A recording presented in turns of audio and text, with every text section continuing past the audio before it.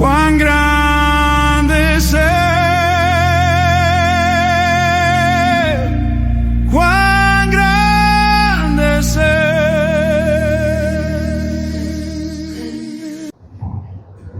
Bien, Dios les bendiga, amados hermanos. Le doy gracias a Dios por la oportunidad que me da de traer su santa palabra esta mañana. Bien, el tema que traemos esta mañana se titula Ese es el que me ama, y está basado en Juan capítulo 14, versículo 21. Dice: el que me tiene mis mandamientos y los guarda, ese es el que me ama. Y el que me ama será amado por mi Padre, y yo le amaré y me manifestaré a él. ¿Cuántos dicen amén? Bien, el propósito es que llevemos el amor a Cristo a más que una expresión, hacer un estilo de vida que refleje y muestre ese amor. Ese es el propósito. Es decir, que no solo sea una expresión de labios, sino que sea un estilo de vida que refleje que tenemos ese sentimiento hacia nuestro Señor Jesucristo. Estaba viendo o leyendo el otro día unos artículos acerca de los años 1929, cuando fue una gran depresión mundial prácticamente, ¿verdad? Los mercados se cayeron, las empresas estaban en bancarrota y no había mucho circulante, no solamente en Estados Unidos, sino que a nivel mundial. Y en eso apareció un personaje llamado Alfonso Gabriel Capone, ¿verdad? Él fue un gángster, hermanos. Un gángster que sembró el miedo, que sembró el pánico en la ciudad de Chicago, allá por los años 29. Fue un criminal mafioso, más famoso de los Estados Unidos, responsable de contrabando, extorsión, múltiples asesinatos durante la ley seca, durante el año más o menos del 20 hasta el 32 en Chicago. Fue un delincuente, ¿verdad? Sembró el terror, era la mafia, la cosa nostra, era un terrible ser. Pero él tenía una particularidad, hermanos. Él amaba a su mamá a pesar de su extrema violencia criminal. Capone idolatraba a su madre, que se llamaba Teresa Capone. Bueno, él tenía dinero porque era mafioso. Y le compró una mansión, la protegía obsesivamente, jamás permitía que se hablara con grosería frente a ella, y volvía a comer a su casa la comida italiana cada vez que él podía, hermanos. Nunca obedeció a su mamá, la ignoró por completo. La mamá era una gran cristiana. Cada vez que llegaba él a comer, su mamá le recordaba los valores cristianos con que había sido formado él, que fuera un hombre pacífico, que fuera un hombre honesto, que su madre le intentó inculcarlo desde niño, pero él eligió una vida de sangre y crimen. Entonces, ¿qué es lo que tenemos aquí de entrada? Bueno, tenemos un mafioso, un bandido, un truán que mataba, extorsionaba y sembraba el pánico en la ciudad de Chicago. Pero cuando él llegaba a su casa, hermanos, no era lo que aparecía. Aparecía como un hombre muy educado, que no quería que dieran groserías de frente de su madre, y la respetaba. Y su mamá pues ya sabía lo que era su hijo, sabía que era un hijo mafioso, porque escuchaba las noticias. En ese tiempo no había televisión. Escuchaba las noticias, leía el periódico, y todos hablaban de que su hijo era un truán, un bandido, y ella le daba los consejos: hijo, no seas así, cambia tu vida, acordate de los valores con que yo te he criado. Y él siempre decía: sí mamá, yo voy a cambiar. No creas lo que dicen ahí en la radio, no creas lo que dicen los periódicos, yo soy una gran persona. Pero cuando salían, se transformaba, hermano. Era otro otra persona. Era un buen hombre cuando estaba en la casa de su madre, pero tras de que salía de la puerta de la casa de su madre, se volvía el mafioso con que era conocido y temido en Estados Unidos y en la ciudad de Chicago. Le gustaban las obras de caridad, hermano, ¿verdad? Él le gustaba aparentar también que era una buena persona, que hacía obras de caridad. Dice que creó un comedor de beneficencia que distribuía entre los empleados sopa gratuita y leche entre los niños de las escuelas. Era un benefactor. Aparentaba ser una persona magnánima, pero era toda apariencia, ¿verdad? Para que lo consideraran que era bueno. Pero en sí, en su corazón, en su mente, era un ser malvado. Era un ser diabólico, asesino, extorsionador, que quería aparentar que era buena persona, que iba donde su madre y le mostraba una cara de que era un buen hombre. La mamá le reclamaba que no era lo que él quería aparentarle ahí, que cambiara. Y él le decía que era todo mentira. Pero tras de que salía de la puerta de su hogar, se volvía el criminal que había adentro de su corazón. Eso me trajo a reflexionar que también en la Biblia podemos encontrar personajes más o menos parecidos, hermano. Y me gustó leer 1 Samuel capítulo 15, donde dice la palabra de Dios que Samuel desobedeció y fue desechado. Yo les voy a leer los párrafos de la Biblia que vamos a estar reflexionando y ustedes solo pongan atención a lo que les voy a decir. Dice que Samuel, el profeta Samuel, llegó donde Saúl y lo ungió y le dijo: Dios te ha puesto como rey sobre Israel, ¿verdad? Ahora pues, está atento a las palabras de Jehová. Llegó Samuel donde estaba Saúl, le puso la mano, quizá le puso aceite, lo ungió y le dice: Dios te ha puesto por rey sobre Israel. Está atento ahora a las palabras de Jehová. Eso me trae a recuerdo de que nosotros, según Apocalipsis capítulo 1, versículo 6, dice que Él nos hizo reyes y sacerdotes para Dios su Padre. A Él sea la gloria y el imperio por los siglos de los siglos. Amén. Entonces, Samuel le puso la mano a Saúl y le dijo: Dios te ha nombrado rey sobre Israel. Pero nosotros no nos quedamos atrás, hermanos. Dice que Cristo nos hizo a nosotros reyes y sacerdotes para Dios su Padre. Amén.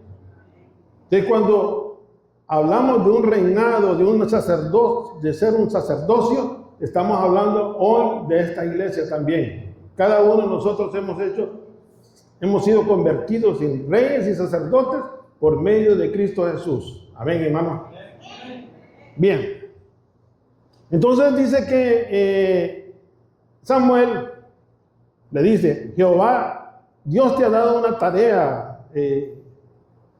Saúl le dice: quiero que destruyas, dice Jehová, que destruyas a los de Amalek. ¿Por qué quería Jehová que destruyera al pueblo de Amalek? Históricamente dice en Éxodo que cuando venía el pueblo de Israel hacia la tierra prometida, los hombres de guerra iban al frente de la caravana de Israel y que atrás de la caravana venían las mujeres, los niños, los señores de la tercera edad, de la cuarta edad, porque los que iban al frente los iban protegiendo. Pero entonces vinieron los amalecitas y en vez de enfrentarse a los guerreros que iban al frente, prefirieron venirse por la parte de atrás y atacaron a las mujeres, a los niños, a los ancianos de tercera, cuarta edad, a los minusválidos.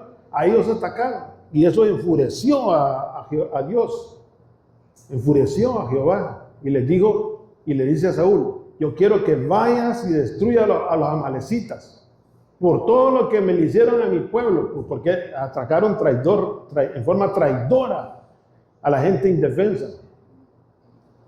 Los amalecitas, hermanos, eran descendientes de Esaú. ¿Se acuerdan de Esaú? ¿Quién se acuerda de Esaú?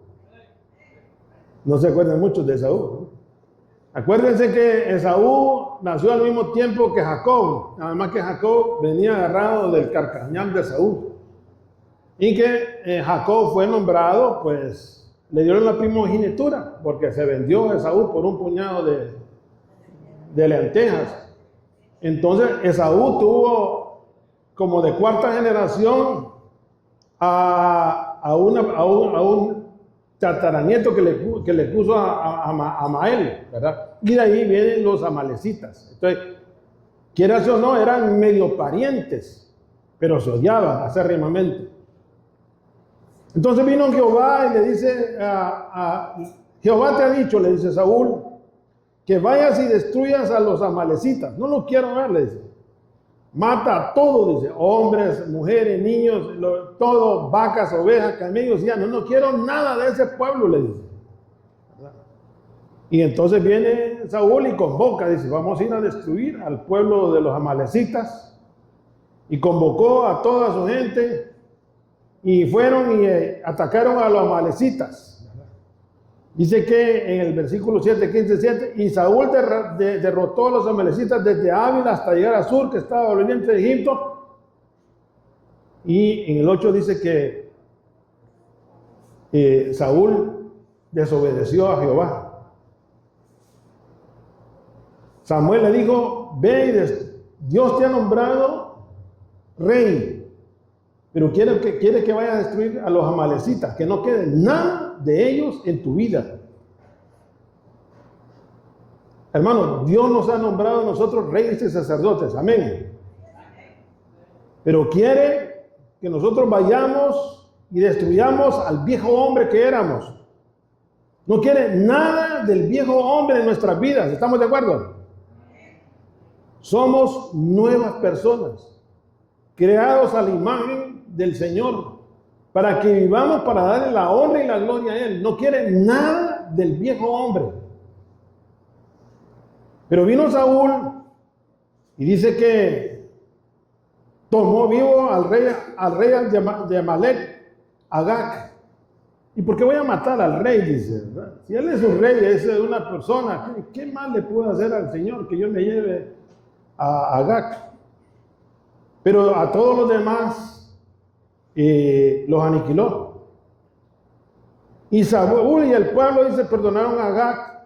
Y también no solo perdonaron a Agag, sino que perdonaron las ovejas de mayor, los animales engordados, los carneros y todo lo bueno.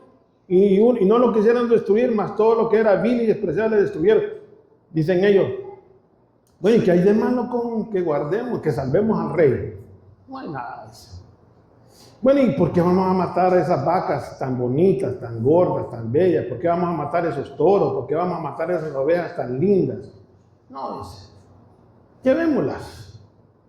Hermano, cuando alguien quiere guardar algo de su vida pasada, de su vida anterior, del viejo hombre, y cree que es bueno y que no ofende a Dios, pero si Dios lo ha prohibido, aunque se mire bueno, aunque quiera presentárselo a Dios, sigue siendo pecado. ¿Me entienden, iglesia? ¿Entienden? Todo lo que a Dios le ha prohibido al hombre, aunque parezca bueno, no podemos venir y presentárselo a Dios. ¿Y qué hay de malo, mi Señor? ¿Qué hay de malo que traiga a Agag? ¿Qué hay de malo que traiga de estas ovejas y te las presente? ¿Qué hay de malo que te traiga esta vaquita y te la presente? Entonces vino Samuel y le dice en el versículo que dice, Dios, me pesa haberte puesto por rey, me pesa haber puesto por rey a Saúl, porque se ha vuelto en pos de mí y no ha cumplido mi palabra. Se ha vuelto en contra de mí. Cuando nosotros, hermanos, desobedecemos un mandamiento de Dios, aunque sea a medias, y creamos que lo que estamos haciendo es correcto y se lo queremos presentar a Dios, Dios no lo va a aceptar, porque eso es desobedecer a Dios. Y Samuel le dice a Saúl, tú has desobedecido a Dios, le dice. Pues le dice Saúl, yo creo que yo no he desobedecido a mi Dios, yo hice todo lo que tú me hiciste, me dijiste que hiciese. Y viene Samuel y le dice,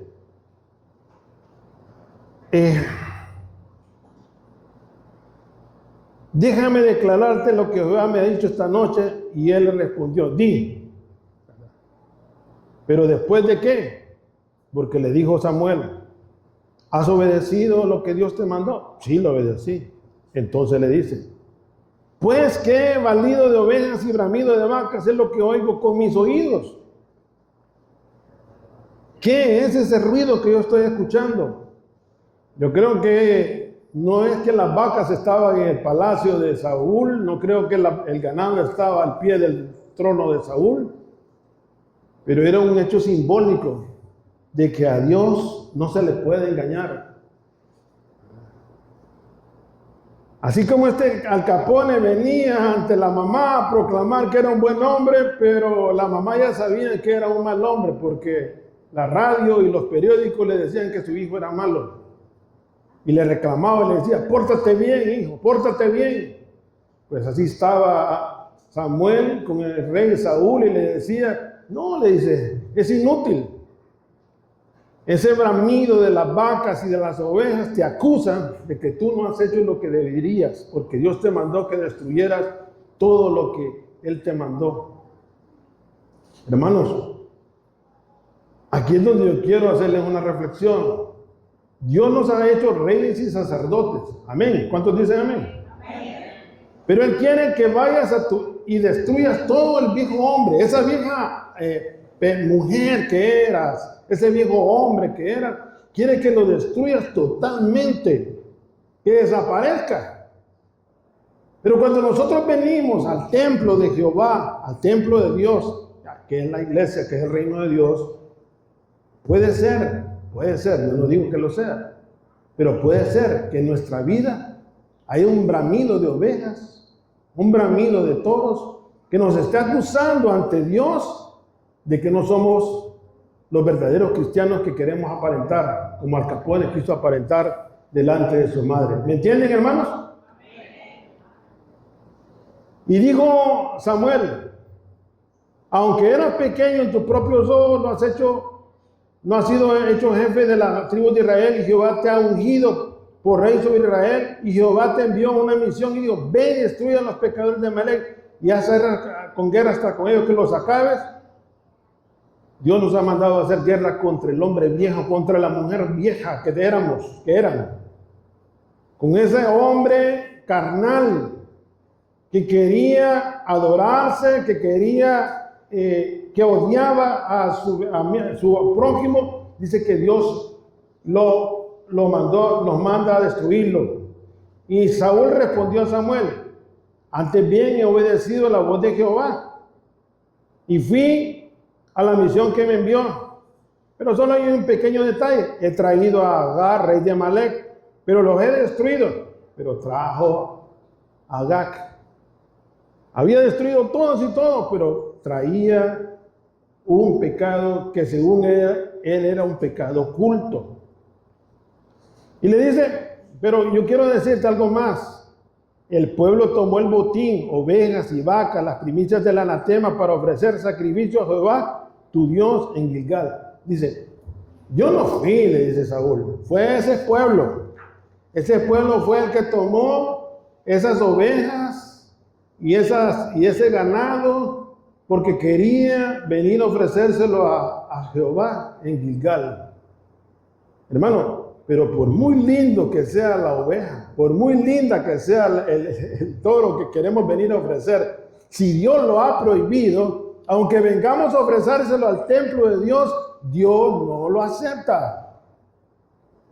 Dios demanda obediencia a nosotros, mas el pueblo tomó el botín, dice, y él es el culpable. Y Samuel le dijo, se complace Jehová tanto en los holocaustos y víctimas como en que se obedezca la palabra de Jehová. Ciertamente el obedecer es mayor que los sacrificios y prestar atención que la grosura de los carneros. Le dice Samuel, mira, Saúl, estás equivocado. Dios te mandó a que destruyeras todo lo de los amalecitas. No quiere nada. Y tú vienes con el príncipe Agag y el pueblo viene con ovejas, vacas y quieren venirse a ofrecer a Dios como sacrificio en el templo. Mira, Señor, te traemos esta oveja. Mira, Señor, te traemos esta vaca. Qué linda, es para ti, Señor. Pero hermanos, nunca entendió Saúl que Dios no quiere lo que él ha prohibido. Dios no quiere lo que está prohibido. Dios no tolera pecado. Aunque vengamos a presentar, aunque creamos que algo que estamos haciendo es bueno, no podemos venir a presentárselo a Dios, porque a Dios le ofende, porque está en contra de su voluntad. Porque el pecado de adivinación es la rebelión, como ídolos e idolatría, la obstinación. Por cuanto tú has desechado la palabra de Jehová, Él también te ha desechado para ser rey. Aunque Cristo nos haya hecho reyes y sacerdotes, pero si nosotros desobedecemos la palabra de Dios, aunque creamos que lo que estamos haciendo es correcto, somos desechados, hermano. Dice, entonces le dijo Samuel, yo he pecado, pues he quebrantado el mandamiento de Jehová y tus palabras. Ahí reconoció que había pecado, porque temía al pueblo y consentía en la voz de ellos. Perdona ahora pues mi pecado. Yo no tengo culpa. Mi problema es que el pueblo fue el que quiso traer esas vacas, esas ovejas, para sacrificárselas y presentárselas a mi Señor. Yo no tengo la culpa. El problema, le dice, es que tú lo consentiste. Tú miraste que el pueblo venía con ovejas y vacas que Dios había prohibido a presentárselas a Dios. Y tú sabes que eso aborrece a Dios. Es como pecado de adivinación, la desobediencia. Es como que fueras un brujo. Bueno, Dios quiere obediencia completa. Y Dios no tolera que vengamos con ovejas ni vacas, aunque parezcan buenas, a presentárselas a Él, porque Dios ha dado sus mandamientos. No quiere una vida oculta. Dice, y dijo Samuel a Saúl, y volvió Samuel tras Saúl y adoró Saúl a Jehová, pero ya era inútil, hermano. Ya la desobediencia ya estaba hecha, ya había sido castigada por el Señor.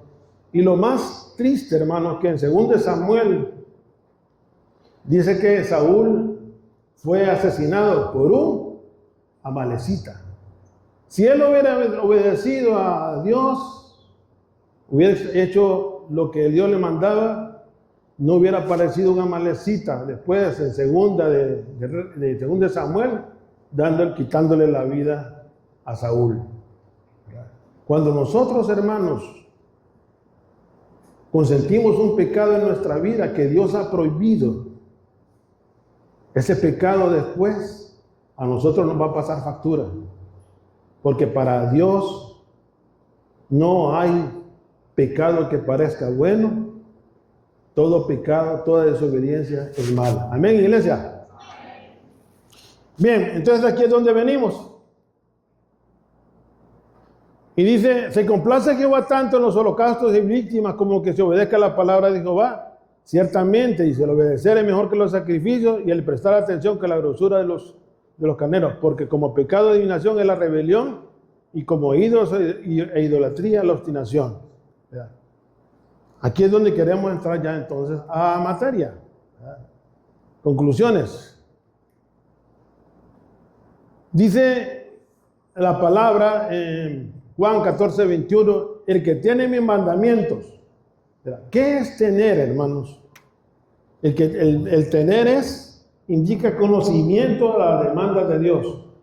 Tener es tener conocimiento de las demandas de Dios. ¿Estamos de acuerdo? Amén. Hay dos mandamientos principales. ¿Estamos de acuerdo? ¿Verdad? Amarás al Señor tu Dios con toda tu mente, con todo tu corazón, con toda tu alma y con toda su fuerza. Ese es el primer gran mandamiento. ¿Lo aman a Dios, hermanos? Ese es el primer gran mandamiento. Fíjense bien que ese mandamiento, cuando decimos que lo amamos por sobre todas las cosas, implica que si lo amamos por sobre todas las cosas, no hay domingo que pueda aparecer algo en nuestra vida que nos pueda detener, porque tenemos que venir a adorar a Dios y darle la honra y la gloria. ¿Estamos de acuerdo? Entonces, si amamos a Dios por sobre todas las cosas, implica que no hay nada que nos pueda impedir venir cada domingo a adorar y glorificar al santo nombre de nuestro Dios. Si alguna vez tenemos un pretexto, una excusa, y creemos que es válida, aunque parezca que es justa y válida, Dios no la va a aceptar. Porque lo que a nosotros nos parece bueno, para Dios no lo podemos torcer. A Dios no le podemos torcer el brazo. Lo que es malo para Dios es malo allá afuera, aunque lo traigamos acá adentro, sigue siendo malo, sigue siendo pecado. Y Dios no tolera media obediencia. Dios quiere obediencia total. Porque eso que consideramos que es bueno, al final nos va a juzgar el Señor. Y nos puede pasar como lo que le pasó a Saúl, que una malecita fue el que le quitó la vida. El pecado nos puede quitar la salvación. ¿Estamos, iglesia? Entonces dicen que conocimiento de las demandas de Dios. Amarás a Dios por sobre todas las cosas, con toda tu mente y con todo tu corazón. Y el segundo es semejante. ¿Amarás a quién? ¿Amarás a quién? A tu prójimo. ¿Cómo a quién? Como a ti mismo. ¿Verdad? Hermanos, todavía no hemos entendido, hermanos, lo que quieren decir, amarás a tu prójimo como a ti mismo. No lo hemos entendido, hermanos. Creo que hay ceguera espiritual. Porque somos capaces de hablar mal de un prójimo. Somos capaces de hablar mal de una de las personas. Somos capaces de denigrar, somos capaces de levantar calumnias, hermanos. Y puede que cuando vengamos a alabar a Dios, vengamos a cantar con fervor, a decir que levanto mis manos, a decir que Dios es el Señor.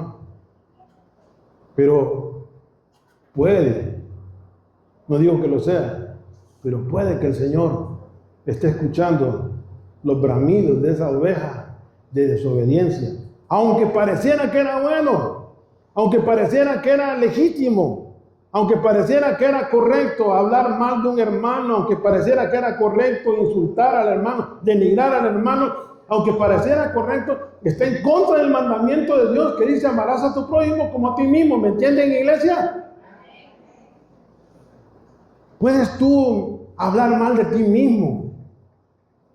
Puedes tú hablar de ti, levantar falsos testimonios contra ti.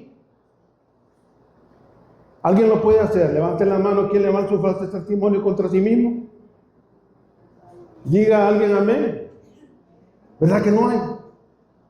Y entonces, ¿cómo lo podemos hacer contra un hermano? ¿Cómo lo podemos hacer contra un hermano de la iglesia? ¿Cómo lo podemos hacer contra alguien que te estima? Entonces, no estamos cumpliendo el mandamiento, aunque parezca bueno, aunque vengamos con una oveja engordada, con un becerro muy bonito, eso nos acusa ante los ojos de Dios. Entonces dice que el que tiene mis mandamientos, dice, y lo guarda. ¿Sabe lo que implica guardar, hermano? Implica obediencia. Obediencia total y obediencia parcial es idolatría. Es como espíritu de adivinación. El que quiere, el que guarda, conoce los mandamientos de Dios, los guarda completamente. No los guarda a medias. No los guarda a medias. Si lo quiere guardar a medias, es un Saúl que está guardando al rey Agag, que está guardando algún becerro, que está guardando una vaca y piensa que él está haciendo un buen trabajo al Señor y dice, esto te lo ofrezco en sacrificio, mi Señor. Es pecado también, hermano. es un Al Capone, es un gángster. Hace lo malo, pero cuando está enfrente de Dios y escucha los mandamientos, les dice, sí, yo soy bueno. Pero cuando sale, ya es diferente. Ese es el que me ama, fíjense bien. El que conoce mis mandamientos y los guarda, ese es el que me ama, ¿verdad?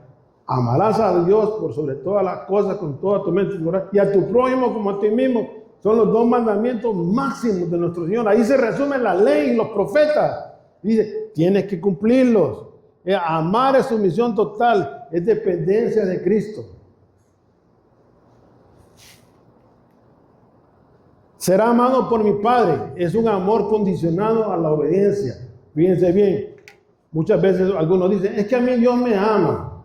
Bueno, una cosa es que Dios sea bueno y otra cosa es que Dios te ame. Porque Dios es bueno, Dios hace llover sobre buenos y malos. Pero dice Cristo, dice Cristo, no lo digo yo. No es el hermano Vicente que se lo ha inventado. Dice Cristo que Él ama a los que obedecen a Cristo Jesús. ¿Estamos, iglesia? Será amado por mi Padre. Es un amor condicionado.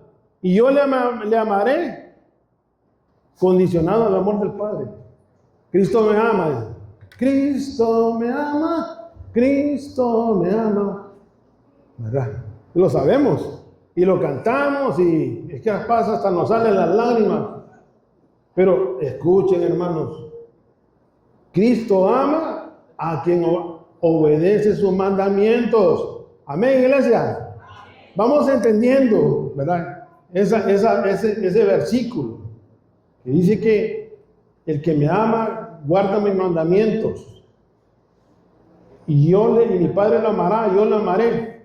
Y dice que es un amor condicionado al amor del Padre. Si usted ama al Padre, obedece al Hijo. Y si usted obedece al Hijo, el Padre lo ama y entonces el Hijo lo ama. Y aquí viene lo más importante. Y me manifestaré a Él. ¿Verdad? Hermano, es la presencia del Espíritu Santo. Es la presencia del Espíritu Santo. Si yo amo a Dios, conozco y guardo los mandamientos de Cristo, Dios me ama. Y Cristo me ama. Y dice que yo me manifestaré a Él. Hermano, es sentir el Espíritu Santo en nuestras vidas, ¿verdad? Es salir de aquí lleno del Espíritu Santo, es decir, realmente voy lleno del Espíritu Santo. Hermano, ser lleno del Espíritu Santo no es una condición del que trae el mensaje. Ser lleno del Espíritu Santo es una condición interna suya, propia. Si usted no sale lleno después de escuchar un mensaje, es porque no tiene el Espíritu Santo del Señor. Es de preocuparse, hermanos. La llenura no es por lo que usted escucha, es por lo que usted vive. Si usted ama, si usted conoce los mandamientos de Cristo, si usted obedece los mandamientos de Cristo, el Padre lo amará, el Hijo lo amará, y vendrán y se manifestarán en usted. Sentirá la presencia del Espíritu Santo. No es una condición externa, no es una condición supeditada al tipo de mensaje. Es una condición supeditada a cómo está su corazón. Si su corazón está vacío, se va a ir vacío. Porque no tiene el amor de Dios, no tiene el amor del Hijo, no se manifiestan en usted.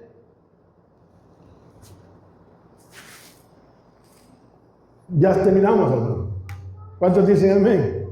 Gloria a Dios. Y este hermano vino bravo hoy. Entonces, miren, ese Al Capone tenía una condición, era un enchufle. Él se enchuflaba cada vez que llegaba donde la mamá. Y se conectaba con la mamá, sí, mamá, sí, todo lo que tú me digas, mamá. Pero ya cuando salía de la casa, ya se desenchuflaba.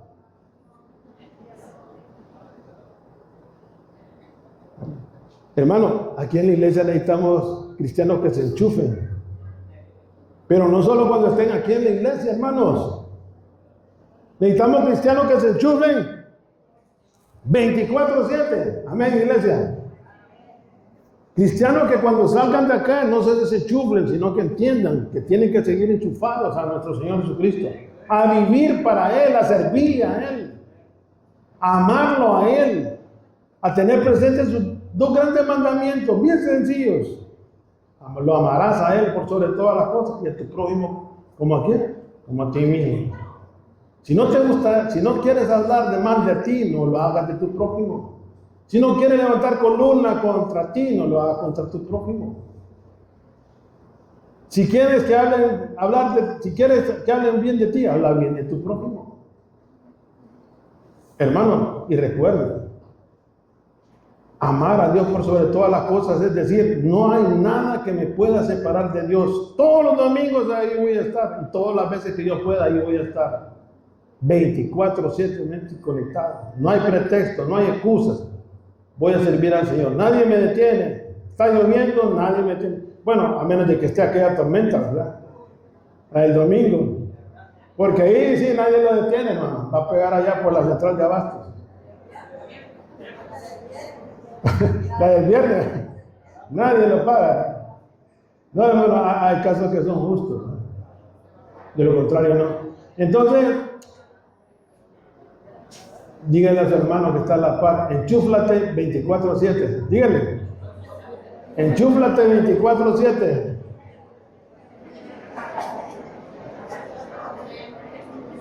Aquí se quiere una iglesia enchufada con Cristo Jesús, las 24 horas, los 7 días de la semana. Dios me lo bendiga, hermanos. Él va a volver a llevarme allá, a llevarme